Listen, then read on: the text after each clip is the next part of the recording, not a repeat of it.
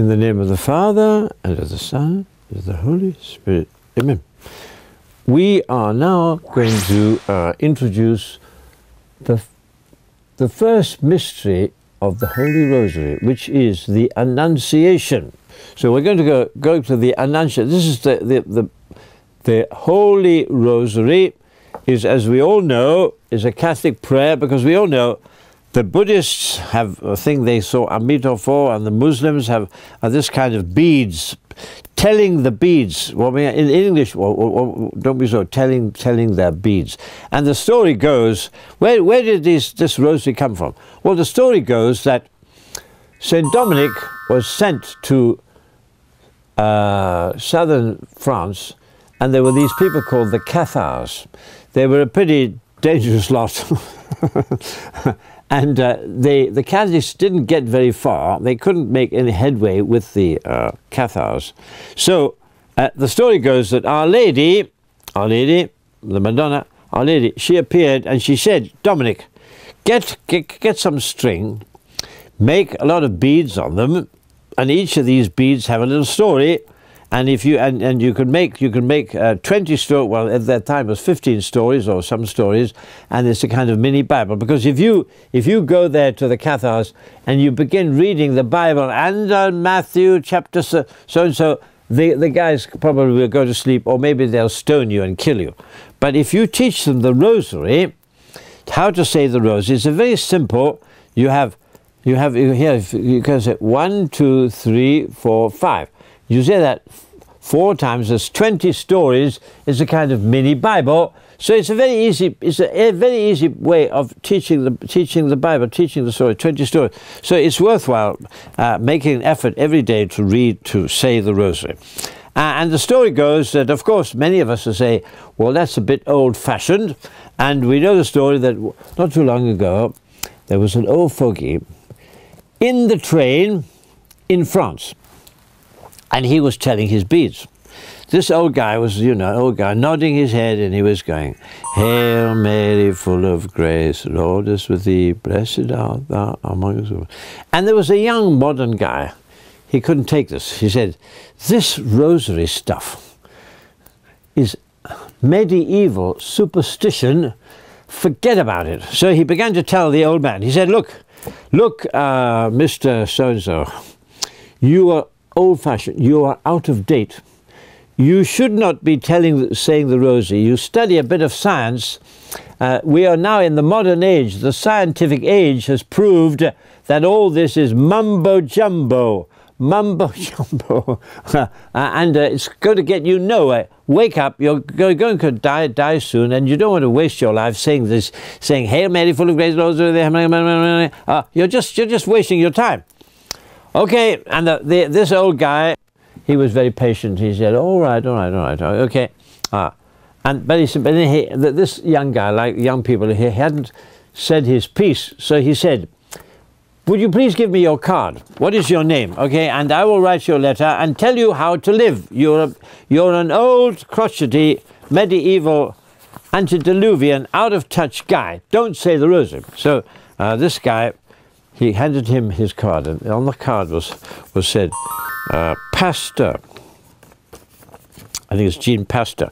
And we all know at the time, Pasteur, we have pasteurized milk. Pasteur was one of the most famous scientists at that time. So the young guy began to blush and embarrassed, teaching this old man about science, when this old man was the most important scientist of his age.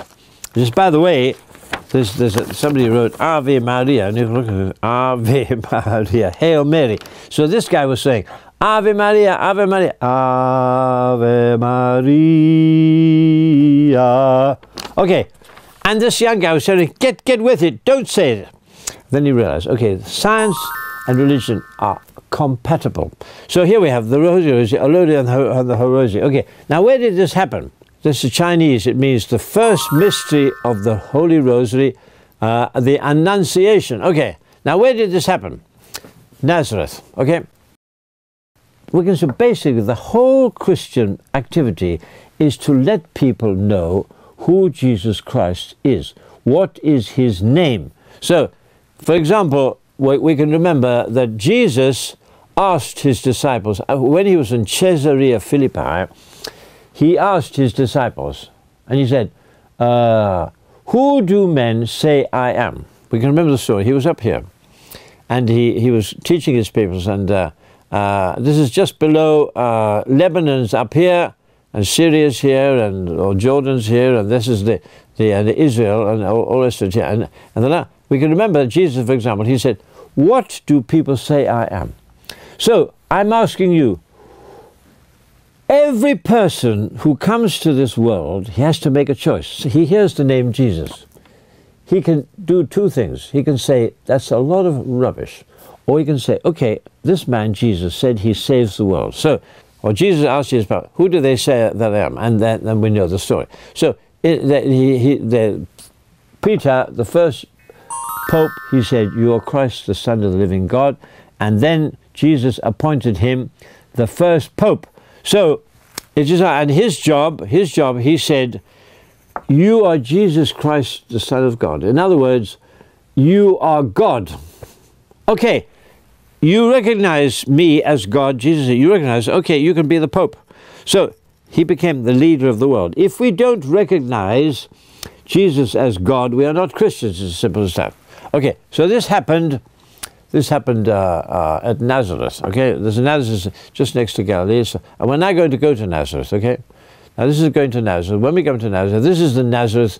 I was in Nazareth some time ago, and there's a kind of hostel called Casimir, and from the window of my bedroom, I took these pictures of Nazareth. It's a fairly nondescript place, you know, it's Nazareth, and as we all know, when Philip told Nathanael, we have found the Messiah, and he comes from Nazareth, Nathanael said, what good can come from Nazareth? In other words, look at it. What's so wonderful about this? Look at it. Look, it's just a few flowers, a beautiful, and that symbolizes us. When they see that guy, Father Griswold, or whatever his name is, Mr. Sim, what good can he? What's so wonderful about him? Look, he's just a normal guy. You see, like this. This is a normal place. Some flowers, buildings, and a little bird there. And what's so wonderful about this? You know, what are you trying to kid me? You know, what's so fun? Okay, now we have there the Philippines. So we start off with that simple. You could say moral story. Each one of us says, who am I?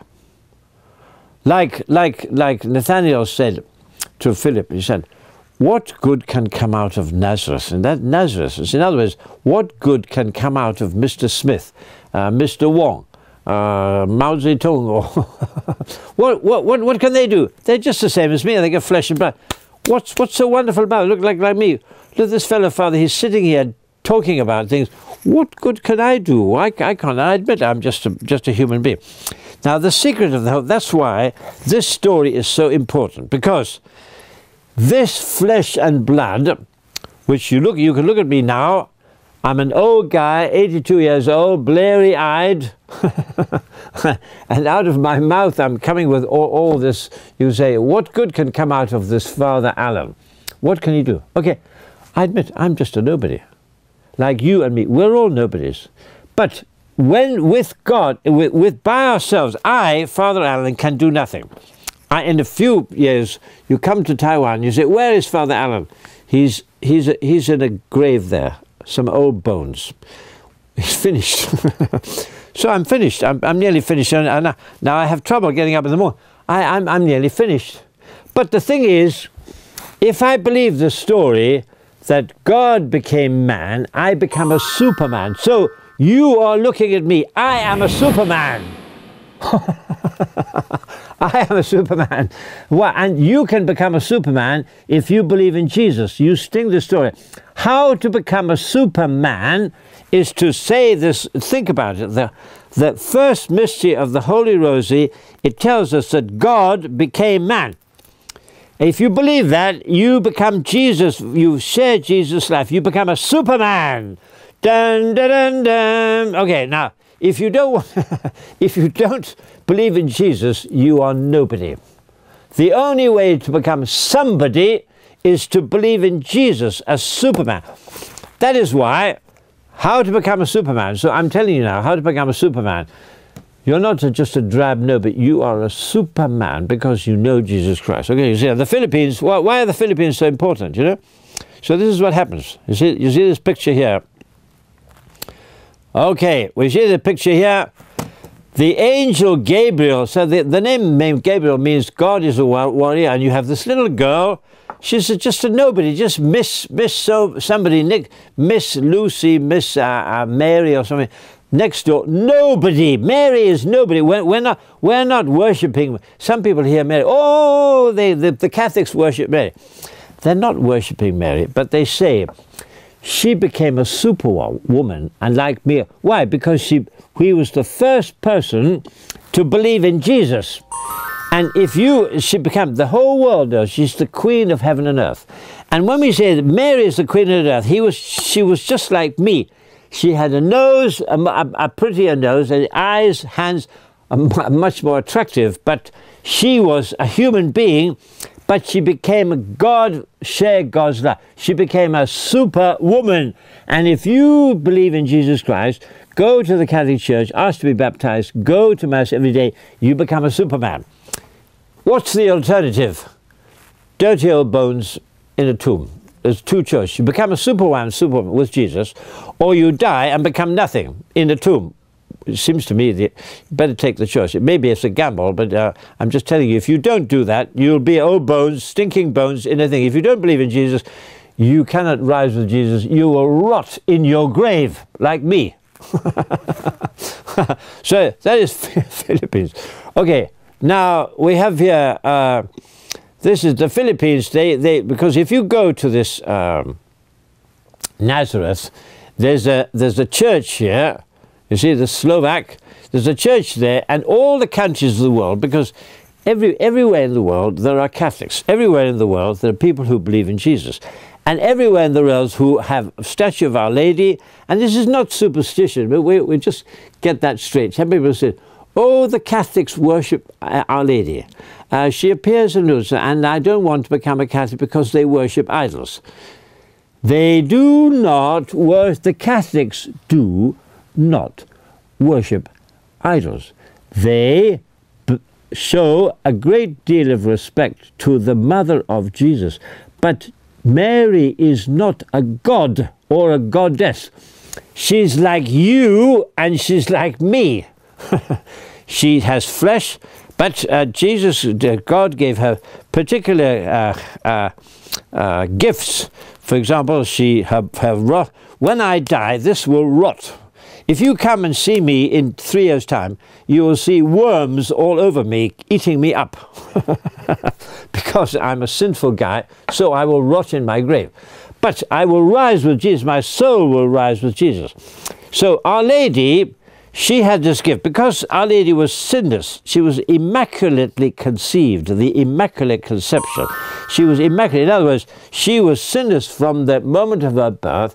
She became the mother of the Jesus. So we see here, look, Virgo Dolorosa, the sorrowful Virgin, the patron saint of Slovakia Republic. We all know Slovakia is a pretty religious place. They have their problems, but anyway, we see here, look, okay, now, you see, Virgo Maria, this is Slovakia, and this is, most of them are Catholics there. They won't let the Muslims in. That's their problem. But anyway, the sorrowful Virgin, the patron saint of Slovakia, help us, succurre nobis, help us.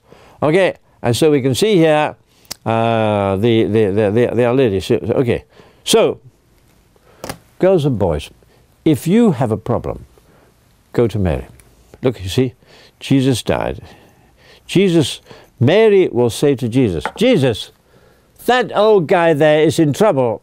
Jesus says, okay, if you want me to help him, I help him. So it's a good idea to make a friend of Our Lady. But she's not God, she's our mother.